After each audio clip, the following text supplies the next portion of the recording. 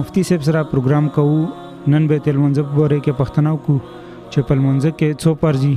تاسو به هم پرې پوه شو او زه به هم ترې نه ځان پوه کړم. السلام علیکم مفتی صاحب. وعلیکم السلام ورحمت الله وبرکاتو. مفتی صاحب په لمونځه کې څو فرض دي په لږ هم پوه کړه چې ملګري مې هم پرې پوه شي. امین صاحب په لمونځه کې ټول 14 فرض دي. په دې کې اوه د لمانځه نه بهر دي او شپږ د لمانځه کې دننه دي. مفتی صاحب د لمونځه نه بهر چې کم دي دا کم یو دي او په لمونځه کې ننه چې کم شپږ دي هغه کم دي.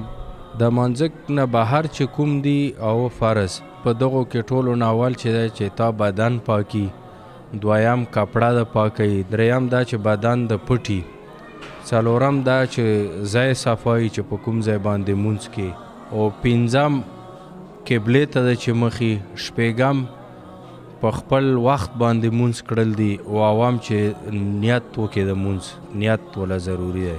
دا اوه د مونځ نه بهر دي. او کوم مانځه کې چې نن شپږ فرض دي چې ارکان مونځ هم ورته ویلی شي، هغې کې ټولو نه اول چې دی هغه تکبیر تحریمه ده. دا غوږو ته چې مونږ لاس ورو الله اکبر یو، دا تکبیر تحریمه ده. دویم قیام دی، ودرېدل، نیغ ودرېدل. دریم قرات دی، د سورت فاتحه الحمد شریف نه پس سورت ویل، دا قرات چې دی دا فرض دی. او څلورم چې دی رکوع ده، سبحان ربی العظیم باندې چې مونږ دغه رکوع ویلی شي. او پنځم چې دی سجده ده. او شپږم چې دی دواړه قاعدې، دا اتحیت چې ورته یي دغه قاعده شپږم دغه فرض دي. دا شپږ په ننه پکې فرض دي مانځه کې. دا قیام لکه ذکر دی وکړو که نه، نو ډېر خلکو داسې چا خو نیغ نشي ودرېدی، څوک په کرسي کې ورته ناست وي، څوک په تحیاتو باندې لمونځ کوي. دا کېږي؟ بس ډېر خلک یې د سستۍ د وجې نه په ناسته باندې مونځ کوي. نو دا مونږ خو دا وایو چې قیام فرض دی، ودرېدل نیغ. نو که سستۍ د وجې نه یې څوک کوي نو بیا خو یې مونځ نشي، ځکه چې یو اهم رکن یې مس کړو. او که چاته ډاکټر اجازت ورکړی او بیماری چې په کرسۍ کې کالی په ناسته کا، نو دا بیا شرعي عذر کې راځي. نو دی که په ناسته وکړي که په کرسۍ کې وکړي بیا د ده مونځ صحیح دی، بیا کېږي. زمونږ امین صاحب پروګرام خو ټول نه ښه خصوصیت دا دی چې وینا سره سره مونږ عملي هغه کار کوو. نو که خوښه یې نن به مونځ هم وکړو. ډېره مې خوښه، موسم هم ډېر ښکلی رهي، خو اوداس خو شکر دی کړی رهي. بیا ودرېږه چې د مونځ طریقه وخو خلکو.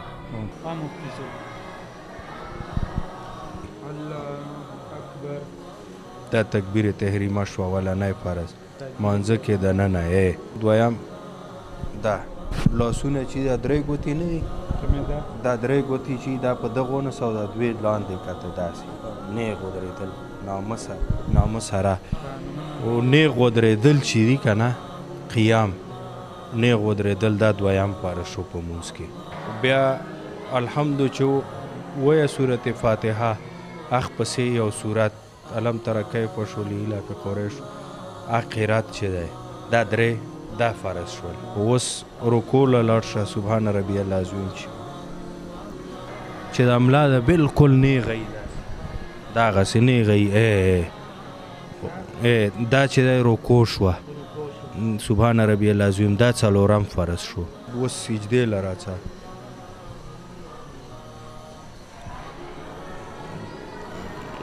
دا څنګې پوره لګېدل او څنګې سر ته کتل په سجده کې.